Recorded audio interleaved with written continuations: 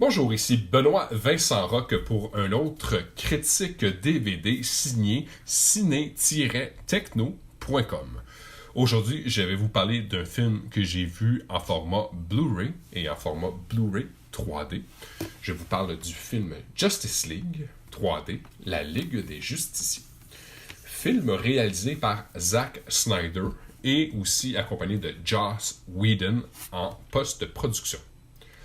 Plusieurs acteurs se prêtent au jeu dans ce grand film été. Hein? C'est un summer blockbuster.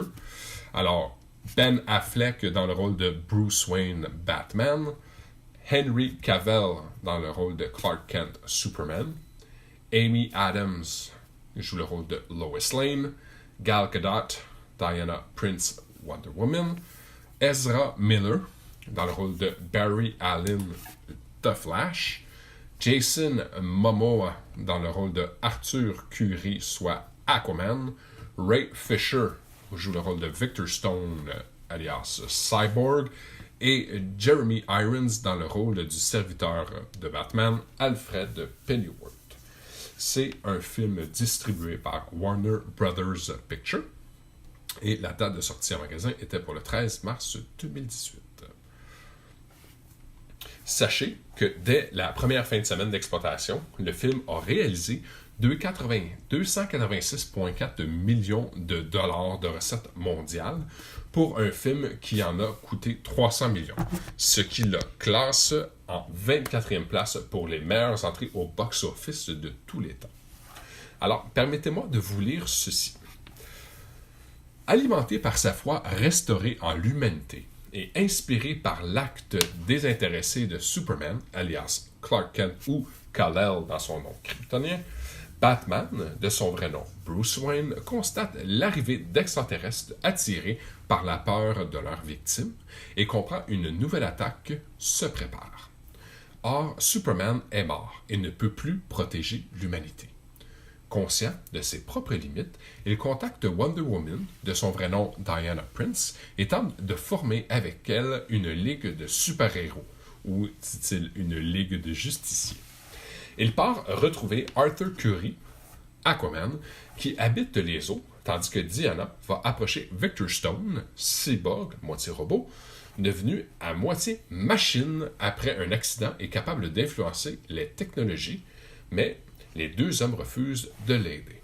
Tandis que Barry Allen, The Flash, c'est un jeune homme doté de super vitesse, il accepte avec enthousiasme l'offre de Bruce Wayne. Ensemble, ils formeront la Ligue des Justiciers et devront affronter Steppenwolf, qui lui profite de différentes situations, différents événements et circonstances pour s'emparer de ce que l'on appelle une boîte mère. Et une fois les trois boîtes réunies, un processus de destruction s'enclenche dans le monde. Les super-héros viennent à l'affronter et le combat longtemps va demeurer incertain. Dans le fond, il est tranché par l'arrivée attendue de Superman. Alors, je ne vous révèle pas comment ça finit, mais on sait tous que c'est un film de super-héros, fait qu'on a une bonne idée. Justice League. Justice League, c'est un film qui avait d'énormes attentes, et a malheureusement peut-être pas autant livré la marchandise. C'est une histoire classique BD. Puis malgré le fait que plusieurs personnes ont même vu développer des opinions négatives, on peut pas s'empêcher de savoir que dans ce film-là, il y a quand même des très bonnes scènes. Alors, au niveau de l'histoire, on reste dans un script, dans un scénario très très classique des bons versus les méchants, la conquête, d'aller convaincre les gens de joindre de joindre l'équipe des justiciers.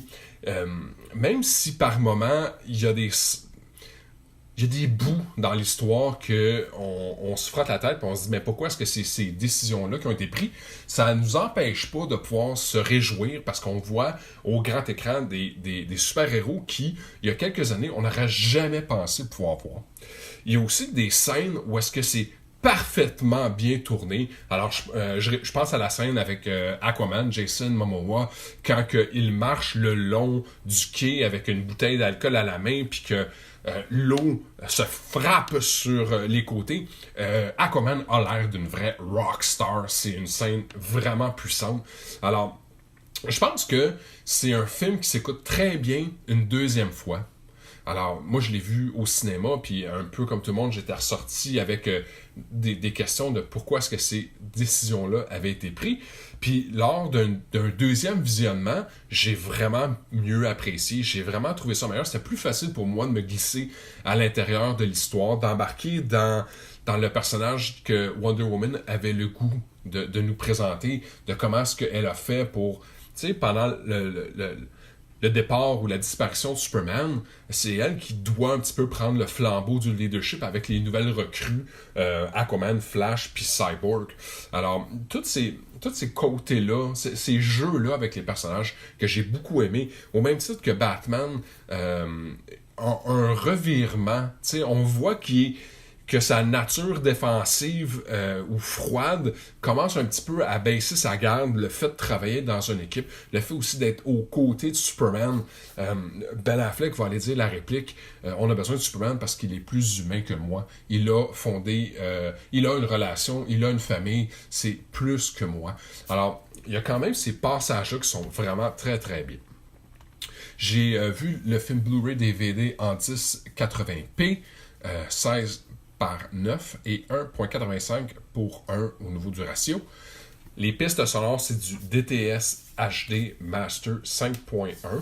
On a le droit des pistes sonores anglais, français, espagnol et des sous-titres du même coup en anglais, français et en espagnol. Et là, je vais pouvoir embarquer un peu plus dans ce qui, moi, dans le fond, m'a fait triper à écouter ce DVD-là. Et c'est les scènes supplémentaires. Qui dit film de super-héros, les gens, les réalisateurs, les maisons de production, ils savent exactement à qui ils s'adressent. Les gens qui aiment ces personnages-là, généralement, sont soit collectionneurs ou bien ont une vue de profondeur sur les personnages, puis ils nous en donnent vraiment pour notre argent ici. Alors, premier supplément, je vais vous les décrire, je vais vous les lire, puis après ça, je pourrais vous parler un peu de ce que j'ai le plus apprécié.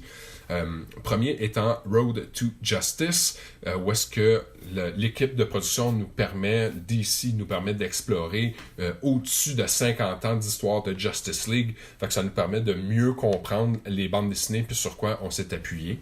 Heart of Justice, l'équipe production et le cast, dans le fond, partagent leur admiration pour leur personnage DC, qu'est-ce qu'ils ont aimé dans le mélange de Superman, Batman puis Wonder Woman.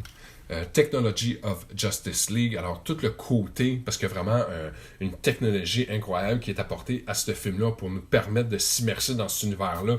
Il y a énormément de technologie qui nous est présentée.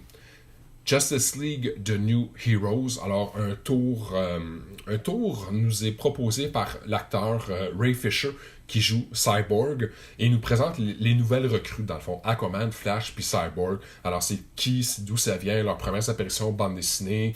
Alors, ça nous permet de mieux comprendre ces personnages-là. Scène supplémentaire pour The Return of Superman, que j'ai particulièrement aimé. Steppenwolf the Conqueror, l'acteur qui joue le rôle, dans le fond, Ciaran Hinds, nous raconte un petit peu c'est quoi pour lui Steppenwolf, l'histoire derrière ce conquérant qui s'attaque à la planète Terre et qui désire dans le fond la destruction.